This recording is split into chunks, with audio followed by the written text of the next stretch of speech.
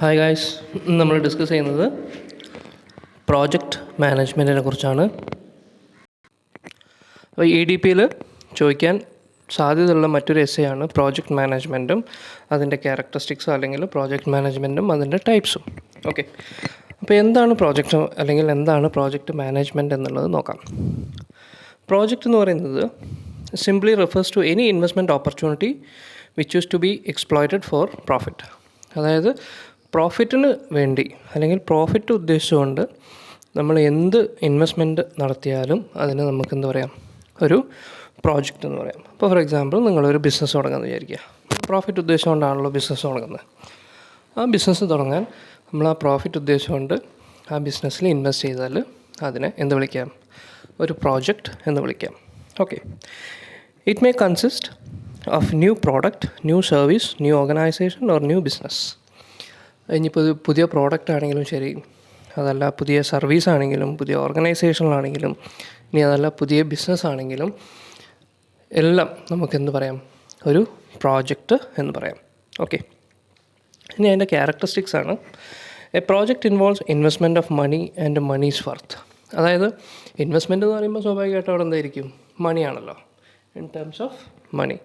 അപ്പോൾ മണിയുടെ ഇൻവെസ്റ്റ്മെൻറ്റും അതുപോലെ തന്നെ അല്ലെങ്കിൽ ആ മണിക്ക് വർത്തായിട്ടുള്ള, തുല്യമായിട്ടുള്ള ഒരു എന്തായിരിക്കാം, എന്തും ആവാം, മനസ്സിലല്ലേ, മണിയോ അല്ലെങ്കിൽ ആ മണിക്ക് വർത്തായിട്ടുള്ള എന്തോ നമുക്ക് എന്ത് ചെയ്യാം, ഒരു പ്രോജക്റ്റിൽ ഇൻവെസ്റ്റ് ചെയ്യാം. The objective of a project is to earn profit. സ്വാഭാവികമായിട്ടും ആര് ബിസിനസ് തുടങ്ങിയാലും അവിടെ എന്തുണ്ട്, ഒരു പ്രോഫിറ്റ് ഉദ്ദേശം ഉണ്ടാവും. അല്ലാതെ വെറുതെ നമ്മൾ എന്ത് ചെയ്യില്ല, ആരും പൈസ കൊണ്ടുപോയിട്ട് എവിടെയും ഇൻവെസ്റ്റ് ചെയ്യില്ല. അതിലെന്തെങ്കിലും രീതിയിൽ ഒരു പ്രോഫിറ്റ് നമ്മൾ എന്ത് ചെയ്യുന്നുണ്ടാവും, ഉദ്ദേശിച്ചിട്ടുണ്ടാവും. അപ്പം ഏതൊരു പ്രോജക്റ്റിൻ്റെയും ഒബ്ജക്റ്റീവ് എന്ന് പറയുന്നത് ഏതാണ്, പ്രോഫിറ്റാണ്. It is concerned with production of goods and services. സ്വാഭാവികമായിട്ടും ഒന്നെങ്കിൽ ഗുഡ്സിലായിരിക്കും ഇൻവെസ്റ്റ് ചെയ്യുന്നത്, അല്ലെങ്കിൽ സർവീസിലായിരിക്കും. നമ്മൾ ബിസിനസ് തുടങ്ങാന്ന് പറയുമ്പോൾ ഒന്നെങ്കിൽ ഗുഡ്സ് ആയിരിക്കും അല്ലെങ്കിൽ service. Okay, next, every project has risk and uncertainty associated with it. അതായത് ബിസിനസ് എന്ന് പറഞ്ഞാൽ തന്നെ എന്താണ്, അൺസർട്ടനിറ്റീസാണ്. എപ്പോൾ എന്ത് സംഭവിക്കുന്ന ആർക്കും പ്രഡിക്റ്റ് ചെയ്യാൻ പറ്റില്ല. അപ്പോൾ ആ പ്രോജക്റ്റിൻ്റെ ഒരു ഇമ്പോർട്ടൻറ്റ് നേച്ചറാണെന്ത്, ഹാസ് റിസ്ക് ആൻഡ് അൺസർട്ടനിറ്റി, അല്ലേ. റിസ്ക് കാരണം നമ്മളെ കയ്യിലുള്ള പൈസ നമ്മൾ ഇൻവെസ്റ്റ് ചെയ്യുമ്പോൾ ചിലപ്പോൾ നഷ്ടം വരാൻ സാധ്യതയുണ്ട്, അത് റിസ്ക്കാണ്, അല്ലേ. ഇനി വേറെ എന്തെങ്കിലും എക്സ്റ്റേണൽ ഫാക്ടേഴ്സ് കൊണ്ട് നമുക്ക് ബുദ്ധിമുട്ടുകൾ സംഭവിക്കാം, അത് അൺസർട്ടനിറ്റിയാണ്. Okay, it has a fixed set of objectives. സ്വാഭാവികമായിട്ട് ഏതൊരു ബിസിനസ്സിന് അല്ലെങ്കിൽ നമ്മൾ 5 ലക്ഷമോ അല്ലെങ്കിൽ 50 ലക്ഷമോ ഒക്കെ ഇൻവെസ്റ്റ് ചെയ്യുന്ന സമയത്ത് കൃത്യമായ ഒബ്ജക്റ്റീവ്സ് ഉണ്ടാവും. ഇന്നതിൽ ഇൻവെസ്റ്റ് ചെയ്യണം, ഇത്ര ഇൻവെസ്റ്റ് ചെയ്യണം, ഇത്ര കാലം കഴിഞ്ഞാൽ നമുക്ക് ഇത്ര വരുമാനം കിട്ടണം എന്നുള്ളതൊക്കെ കൃത്യമായ ഒരു ഒബ്ജക്റ്റീവ് ഉണ്ടാവും. It is a subjected to a lot of change. അത് നമ്മൾ സമയത്തിനനുസരിച്ച് പ്രൊജക്റ്റിൻ്റെ ഒബ്ജക്റ്റീവ് എന്ത് ചെയ്യും, നമ്മൾ മാറ്റി വരും. ഇപ്പോൾ ഏറ്റവും നല്ല എക്സാമ്പിളാണ് നമ്മുടെ കൊറോണ.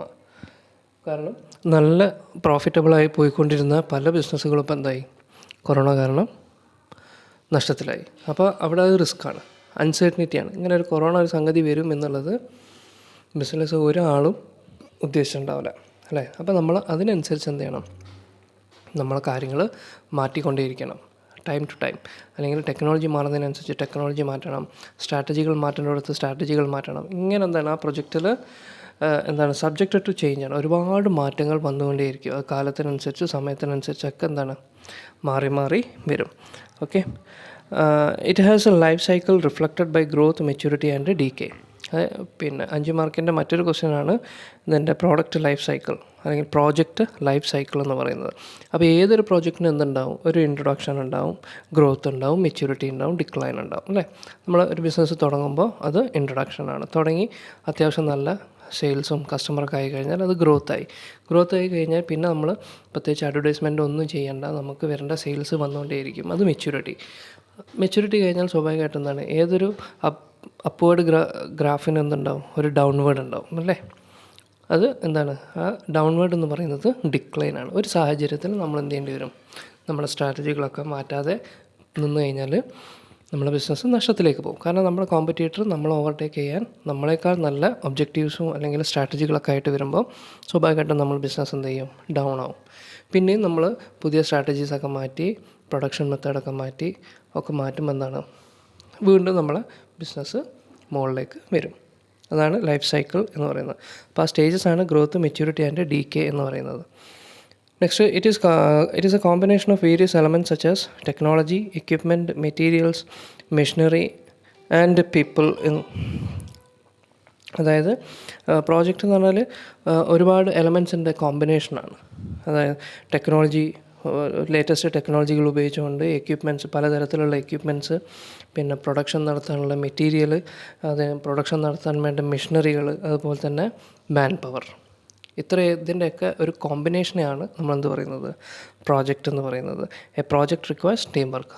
സ്വാഭാവികമായിട്ടും നമ്മൾ ഒരു ഒബ്ജക്റ്റീവ് സക്സസ്ഫുള്ളായിട്ട് അക്കംപ്ലിഷ് ചെയ്യണമെങ്കിൽ അവിടെ എന്ത് വേണം, ടീം വർക്ക് വേണം, അല്ലേ? അപ്പോൾ 2-ൽ കൂടുതൽ ആൾക്കാരുണ്ടെങ്കിൽ തന്നെ അതെന്തായി, ഒരു ടീമായി. അപ്പോൾ ഏതൊരു പ്രോജക്റ്റിൻ്റെയും ഒരു റിക്വയർമെൻ്റാണെന്ത്, ടീം വർക്ക് എന്നുള്ളത്. ഓക്കെ, ഇത്രയാണ് പ്രോജക്റ്റ് മാനേജ്മെൻറ്റും അതിൻ്റെ ക്യാരക്ടറിസ്റ്റിക്സും നമുക്ക് ഡിസ്കസ് ചെയ്യാനുള്ളത്. Okay, thank you.